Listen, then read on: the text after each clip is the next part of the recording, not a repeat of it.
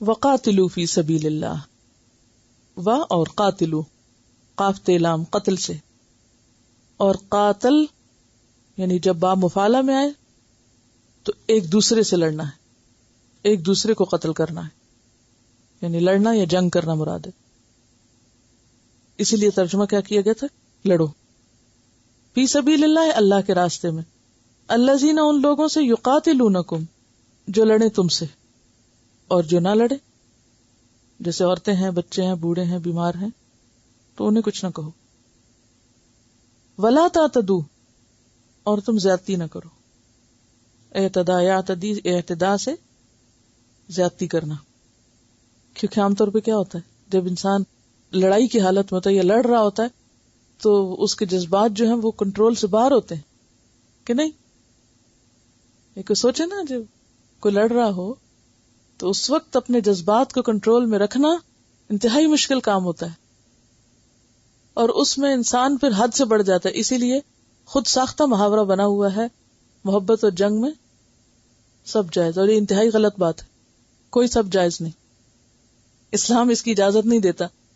نہ محبت میں حدیں کراس کرنے کی اجازت دیتا ہے، اور نہ ہی لڑنے میں، نہ محبت میں نہ نفرت میں.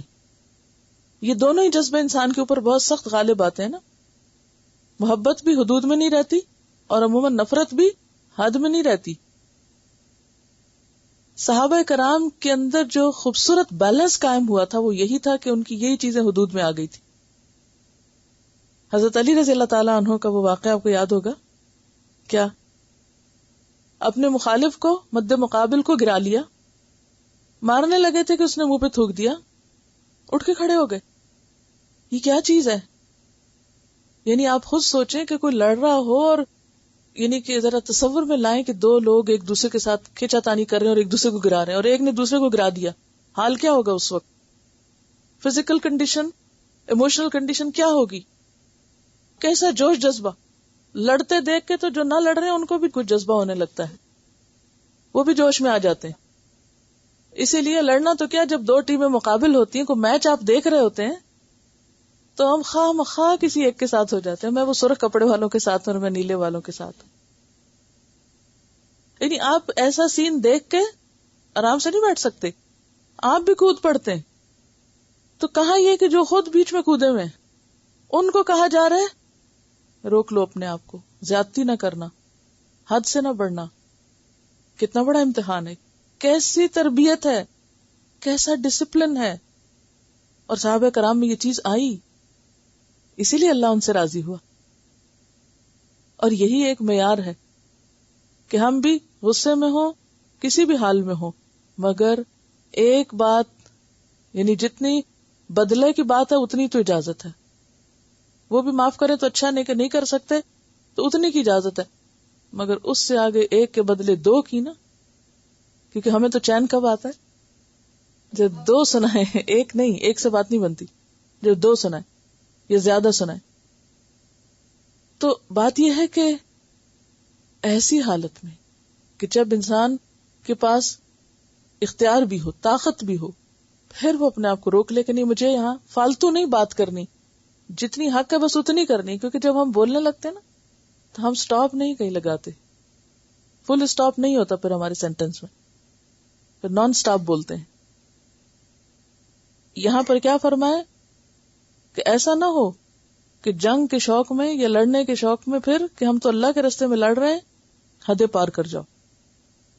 بے شک اللہ تعالیٰ لا یحب، نہیں محبت رکھتا، المعتدین، حد سے بڑھنے والوں سے.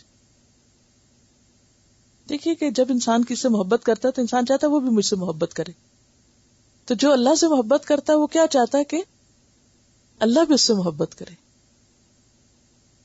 اللہ کا مخلوق کے ساتھ محبت کرنا، یعنی آپ سوچیں تھوڑی دیر کے لیے کہ اتنی بڑی اللہ کی ذات، اور اگر کسی کو پتہ چلے کہ اللہ تعالیٰ اس سے محبت کرتا ہے تو یعنی کہ کیا کیفیت ہو سکتی ہے نا. اگر آپ اس پہ ذرا سے غور فرمائیں، پتہ نہیں آپ کو میری بات سمجھ آئی کہ نہیں.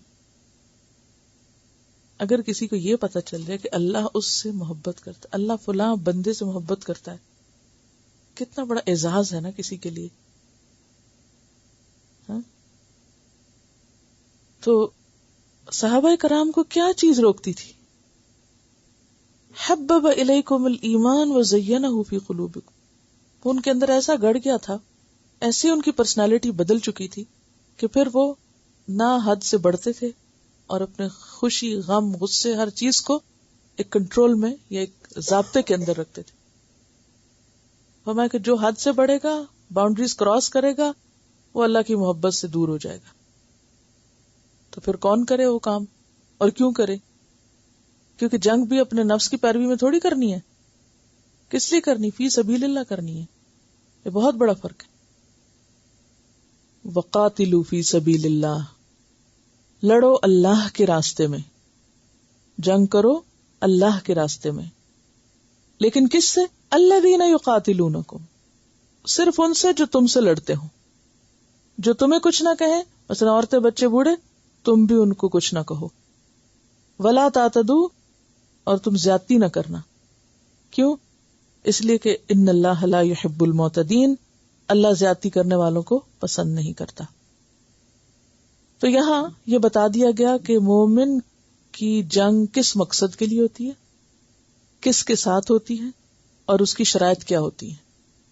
یعنی اسلام میں جو جنگ کا کانسیپٹ ہے وہ یہ نہیں کہ جو جس طرح جب جی چاہے وہ جنگ کر گزرے یا اعلان جنگ کر دے.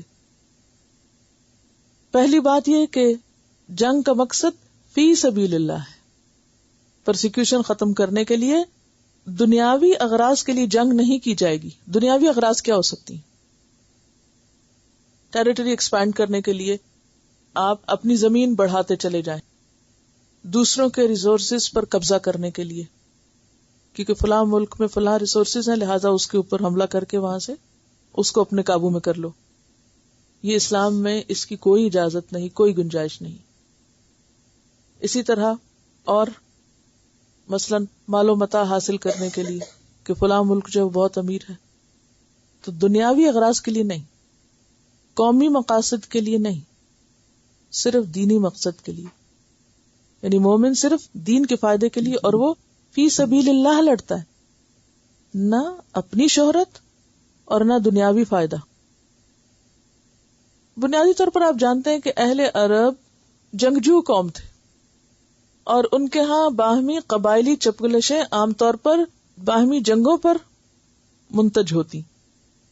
اور وہ جنگیں ان کی کس غرض سے ہوتی تھی؟ عربوں کی لڑائیاں کس غرض سے تھیں؟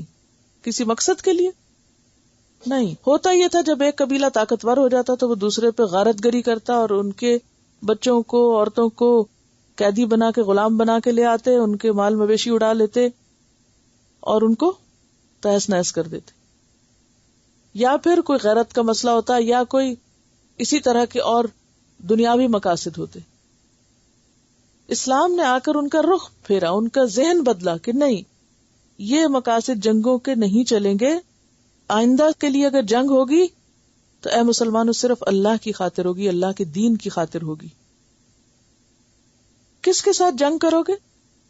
الذین یقاتلونکم، جو تم سے جنگ کریں گے. جیسا کہ سورۃ الحج کی آیت 39 جو اس باب میں پہلی آیت ہے، جس میں مسلمانوں کو جنگ کرنے کی اجازت ملی، کیونکہ آپ جانتے ہیں کہ مکہ میں ہاتھ اٹھانے کی اجازت نہیں تھی. جتنا بھی ظلم و ستم ہوا لیکن جواب دینے کی اجازت نہیں تھی. کیوں؟ اس لیے کہ مسلمان تعداد میں بھی کم تھے، منظم بھی نہیں تھے. اس سے یہ بھی پتہ چلتا ہے کہ جہاں مسلمان منظم نہ ہو، تعداد میں کم ہو، تیاری نہ ہو، وہاں بھی اجازت نہیں جنگ کرنے کی، کیونکہ وہ تو خود کو ختم کرانے کے برابر ہے. جب مدینہ میں آئے تو وہ پرسیکیوشن ختم نہیں ہوئی، وہ پھر پیچھے آگے جنگ کرنے. اب جو لوگ تم سے لڑنے آئے تو ان کے آگے تم بیٹھ جاؤ گے آرام کر کے؟ نہیں، تمہیں بھی جواب دینا پڑے گا. تو سورۃ الحج میں آتا ہے اذن للذین یقاتلون بانہم ظلموا وان اللہ علی نصرہم لقدیر. جن لوگوں سے لڑائی کی جاتی ہے یا کی جاتی رہی، اب انہیں بھی لڑنے کی اجازت دی جاتی ہے کیونکہ ان پر ظلم ہوتا رہا ہے. بانہم ظلموا، اور اللہ تعالیٰ ان کی مدد پر پوری طرح قدرت رکھنے والا ہے. وَإِنَّ اللَّهَ عَلَى نَصْرِهِمْ لَقَدِيرٌ. تو جب مسلمان منظم ہوئے، ایک سٹیٹ ان کو ملی، طاقت آئی، اور پھر بھی ظلم و ستم جاری رہا، تو اب انہیں کہا گیا کہ اب تم بدلہ لے سکتے ہو. اور بدلہ لینے میں شرائط کیا ہے، حدود کیا ہے؟ لا تعتدو، زیادتی نہیں کرنا. یہ کتنی بڑی بات ہے کہ زیادتی نہ ہو. بدلہ تو لے سکتے، زیادتی نہیں کر سکتے. ایک حدیث میں آتا ہے لا تمثلو، جنگ میں تم مسلح نہیں کر سکتے. مسلح کیا ہوتا ہے؟ ناک کان کاٹنا. ولا تغدرو، بدعہدی نہیں کر سکتے. ولا تغلو، خیانت نہیں کر سکتے. ولا تقتلوا ولیدن، بچوں اور عورتوں کو قتل نہیں کر سکتے. اور نہ ان لوگوں کو جو گھروں میں عبادت میں مصروف ہوں، یعنی عبادت گاہیں یا اسکول، مدارس، کام کرنے کی جگہ، وہاں پر تم نہیں انٹر ہوگے، ان کے ساتھ زیادتی نہیں کرو گے. کیونکہ شرط کیا ہے؟ جو تم سے لڑ رہے ہیں تم ان سے لڑو. کیونکہ اصل مقصود زیادتی کو ختم کرنا ہے، ظلم کو روکنا ہے، نہ کہ کچھ اور حاصل کرنا، یعنی دفاع کرنا مقصود ہے. وَقَاتِلُوا فِي سَبِيلِ اللَّهِ الَّذِينَ يُقَاتِلُونَكُمْ وَلَا تَعْتَدُوا إِنَّ اللَّهَ لَا يُحِبُّ الْمُعْتَدِينَ، کیونکہ اللہ تعالیٰ محبت نہیں رکھتا حد سے بڑھنے والوں سے.